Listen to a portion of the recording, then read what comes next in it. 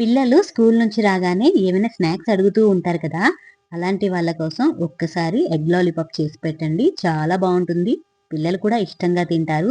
దీనికోసం ముందుగా నేనిక్కడ 5 గుడ్లను తీసుకున్నాను. వీటిని ఉప్పు వేసిన వాటర్‌లో వేసి ఉడకబెట్టుకొని పై పెంకు తీసుకొని పక్కన పెట్టుకోవాలి. తర్వాత ఈ గుడ్లన్నిటిని కూడా చక్కగా తురుముకోవాలి. ఒకవేళ మీ దగ్గర ఇలాంటి గ్రేటర్ లేకపోతే చిన్న ముక్కలుగా కూడా కట్ చేసుకోవచ్చు.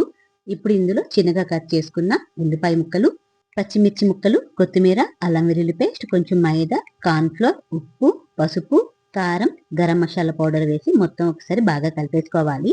ఇందులో ఎటువంటి వాటర్ వేసుకోకుండా మొత్తం కలుపుకోవాలి. ఇలా మొత్తం కలుపుకున్న తర్వాత వీటిని చిన్న చిన్న ఉండల్లా చేసుకోవాలి. ఇలానే అన్ని చేసుకొని పక్కన పెట్టుకోవాలి.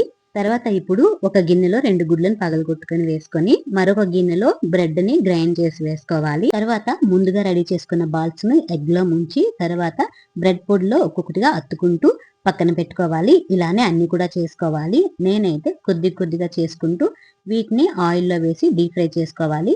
అన్ని ఒకేసారి వేసుకోకుండా కొద్ది కొద్దిగా వేసుకుంటూ మీడియం టు హై ఫ్లేమ్ లో పెట్టి వీటిని వేయించుకోవాలి.